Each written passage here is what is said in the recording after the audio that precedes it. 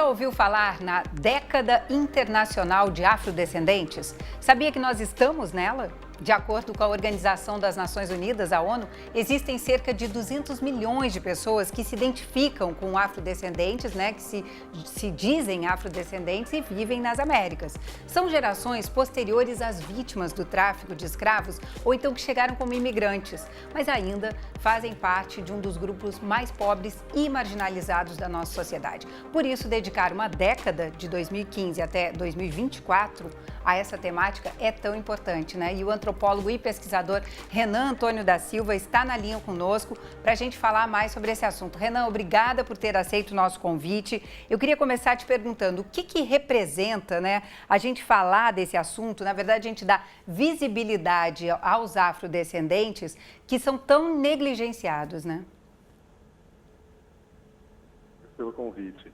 A década é também uma oportunidade para reconhecer, além de tudo, a contribuição significativa dos povos afrodescendentes às nossas sociedades, bem como propor medidas concretas para promover sua inclusão total e combater todas as formas de racismo, discriminação racial, xenofobia e qualquer tipo de intolerância relacionada.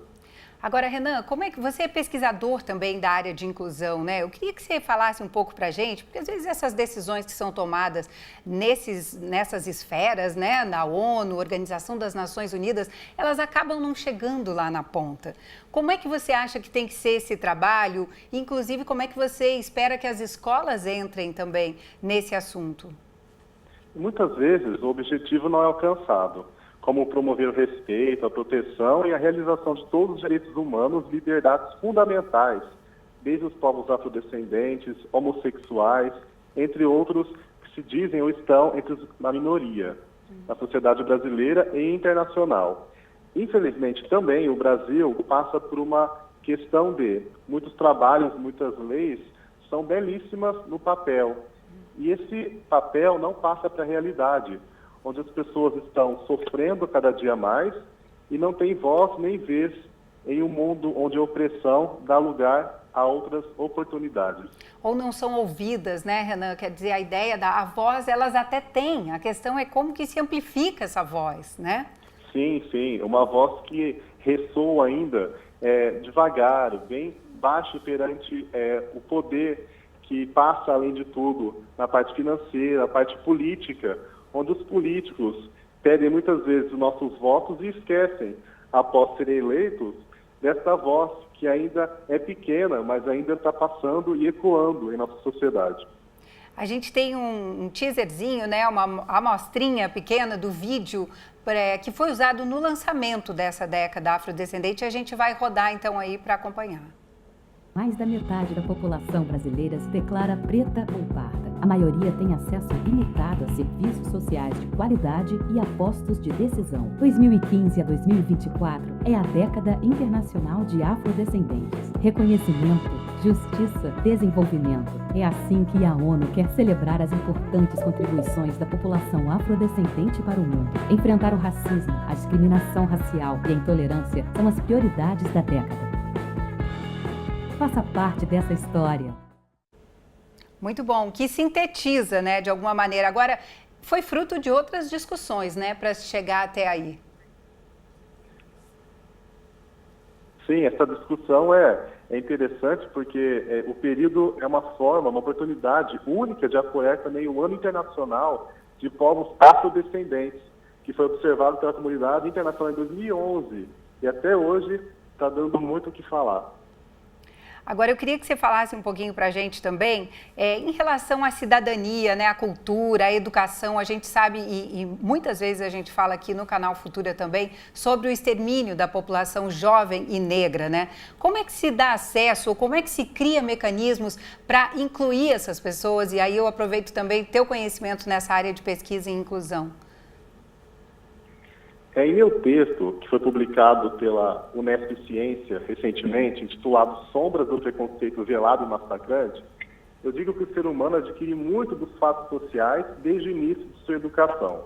Eu sempre falo em minhas palestras que a criança não nasce preconceituosa, é a família, é a sociedade, até mesmo a religião que impõe isso. Há uma habitualidade de convivência com os fatos sociais. e não pode ser disfarçado ou maquiado pelo caráter maldoso devido ao costume. O racismo não assume hoje o viés criminal no mundo inteiro, mas houve épocas e há países onde ele é tido como crime punível com pena capital. Infelizmente, no Brasil, perdemos muitos jovens por sua cor, por sua religião e, muito mais, por sua questão financeira. Há sim uma necessidade de uma abordagem menos tradicionalista, que tende ao falso moralismo, uma questão mais humana e cidadã do assunto. Bom, que seria fundamental, né, que os governos fizessem também, porque aí a gente já está entrando numa outra seara que é da política pública, né, Renan? O que você vê como alternativa, como saída aí por esse aspecto? A primeira questão é não pensarmos na inclusão como retirada de direito e incluir também como retirar esse grupo do entorno do total, das pessoas que são vistas com tradição e tudo mais. Um exemplo é, para que criarmos guetos? Guetos para certas religiões, guetos para certos grupos, guetos para certas pessoas que são vistas de lado ou que não são aceitas por serem diferentes. Política pública tem que servir para o total e não apenas visando a minoria. Porque se você começar a utilizar as minorias para serem realizadas políticas públicas, o entorno é deixado de lado. O respeito cabe em todo o local. E todo local é de respeito e de confiança de toda a população, seja ela negra, branca, hétero, homossexual, etc. Perfeito. Renan, para a gente concluir, existe já um plano de metas traçado até 2024, aí, quando termina a década?